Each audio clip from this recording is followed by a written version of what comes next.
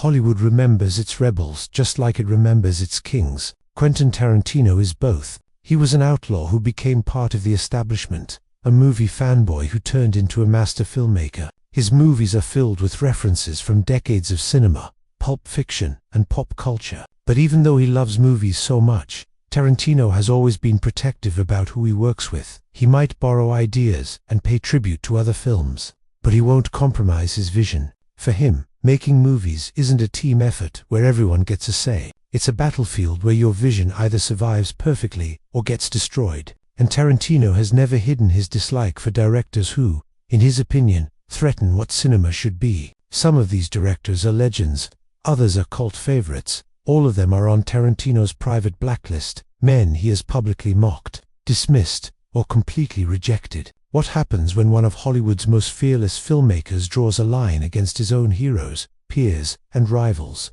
What stories are behind these rejections, and what does it tell us about Tarantino's legacy? The contradictions, the obsessions, the endless fight for control. Here are the 6 directors Quentin Tarantino has sworn he will never work with again, and the reasons their names are burned into his memory. Oliver Stone, the director. Tarantino never forgave **. Tarantino admired Stone's boldness, but he hated what Stone did with his words. Natural Born Killers, written from Tarantino's early script, was turned into a political movie. For Tarantino, this wasn't collaboration. It was theft with his name still attached. He called it a destruction of his work, a director taking over his vision for his own ego. Stone's obsession with messages over story clashed with Tarantino's belief that characters should always come first. The hurt never went away, and Tarantino promised he would never let Stone near his work again. Their fight became a warning story about the thin line between adapting something and destroying it. Tarantino's original script was simple and focused, built around irony, dark humor, and controlled bursts of violence. Stone took that framework and rebuilt it with super-fast edits, mixed-up timelines, and overthought symbolism.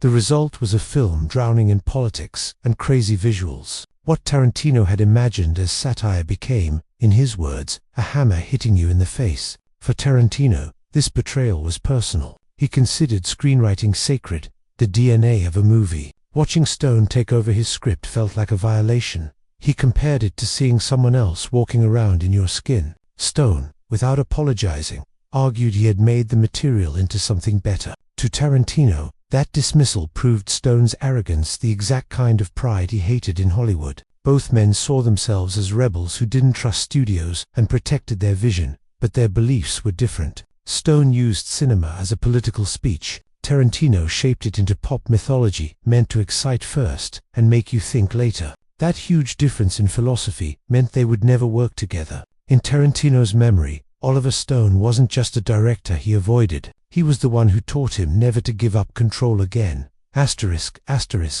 Kevin Smith, the indie peer who became an enemy.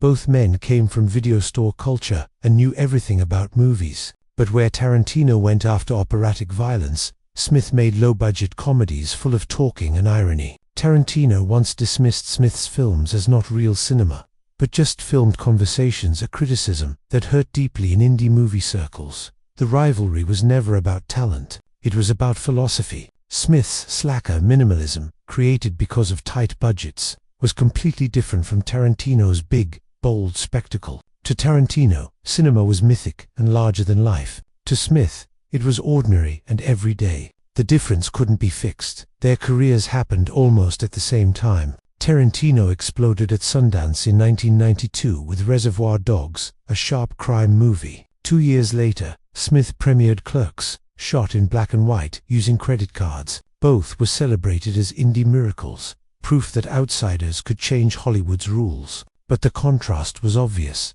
Tarantino embraced traditional cinema, tracking shots, pop culture speeches, operatic violence. Smith relied on still frames and endless conversations about superheroes and dating. To Tarantino, this wasn't rebellion, but giving up. He believed cinema needed scale, even with no money. Characters should feel larger than life, their words echoing like poetry. Smith, on the other hand, found meaning in the ordinary, in capturing lives that barely moved beyond a convenience store counter. Critics loved his authenticity. Tarantino saw it as anti-cinematic, a refusal to use film's power to go beyond reality. Their tension never turned into a public war, but it stayed there. Smith occasionally praised Tarantino while joking about their differences, while Tarantino rarely mentioned Smith at all. The silence said everything. 2 video store clerks, 2 different futures, one charged toward spectacle, the other stayed in order. That split, born in the same era, meant they would never come together again. **** Woody Allen, the legend Tarantino, refused to bow to ****. Tarantino grew up watching Allen's neurotic comedies and Manhattan romances, but his admiration turned sour over time. In interviews, he accused Allen of falling into repetition, recycling the same themes instead of pushing cinema forward. More than that, Tarantino has said he couldn't imagine working with Allen because his personal scandals stain his art.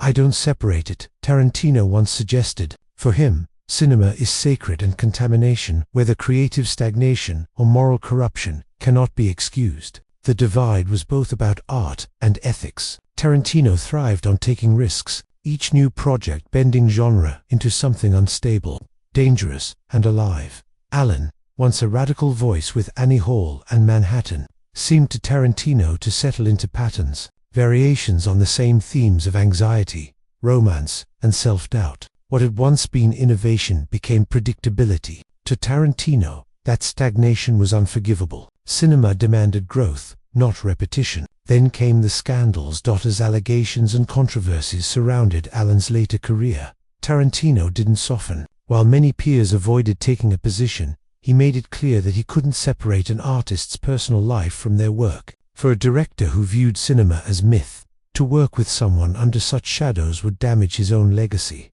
And yet, Tarantino's refusal wasn't loud. It was quiet and deliberate. He acknowledged Allen's influence on earlier generations, but refused to pay tribute. To bow to Allen would be to accept both the stagnation of his art and the stains on his personal story. For Tarantino, respect without integrity was no respect at all. In the end, Woody Allen represented a warning figure, a legend who shaped comedy, but one Tarantino refused to align with. Proof that even giants can fall from their pedestal when art and life collapse together. ****. Michael Bay, the spectacle Tarantino despised. ****. If Tarantino worships film history, Bay worships explosions. To Tarantino, Bay represented everything wrong with modern Hollywood. Fast cuts, loud noise, hollow emotion. He once mocked Bay's films as theme park rides rather than stories, dismissing them as pure business. For Tarantino, cinema is about characters who breathe, bleed, and talk. Bay's heroes blow things up. That gap was so wide it became personal, a rejection not just of Bay's style, but of what he represented, the dominance of spectacle over soul. The contrast is striking. Tarantino's films linger on dialogue, on characters talking their way into tension before violence finally erupts. Bay's films sprint toward destruction, explosions arriving before the audience has time to care. Why? Where Tarantino crafted speeches that echo pulp history, Bay delivered quick edits and slow-motion fireballs. Tarantino once said, "They're rides, not movies." Tarantino has often spoken of his love for 70s cinema, where grit and character anchored even the wildest plots. Bay, by contrast, represented to him the triumph of marketing. Films designed as trailers stretched to full length. The robot battles of Transformers, the endless destruction of Armageddon, were spectacles that swallowed character. To Tarantino, this was the ultimate betrayal. Cinema stripped of soul, and yet Bay's success made the rejection more pointed. Hollywood loved his box office numbers, but Tarantino's silence was louder than any insult. By refusing association, he drew a line between art and business, myth and machinery. Michael Bay became, in Tarantino's imagination, a symbol of what happens when Hollywood forgets its history. A director who chose size over story, speed over vision. For Tarantino, that wasn't just a style he disliked. It was a future he refused to be part of. ****. John Woo, the idol who became too close to copy ****. In the 1990s, Tarantino praised Woo's Hong Kong films with almost religious passion. The doves, the dual pistols, the balletic violence, these shaped Tarantino's own visual style. Yet when Woo came to Hollywood, Tarantino kept his distance. He feared getting too close would turn him into an imitator. In interviews, he admitted Woo was too important for him to work with. It was rejection born from respect, but rejection nonetheless. For Tarantino, working with Woo would be like competing with the mirror that created him. Woo's A Better Tomorrow and The Killer redefined movie action, turning gunfights into dance, blood into poetry. Tarantino, raised on American pulp and grindhouse tradition, found in Woo's work the stylistic permission he needed. Slow motion, choreographed chaos, mixed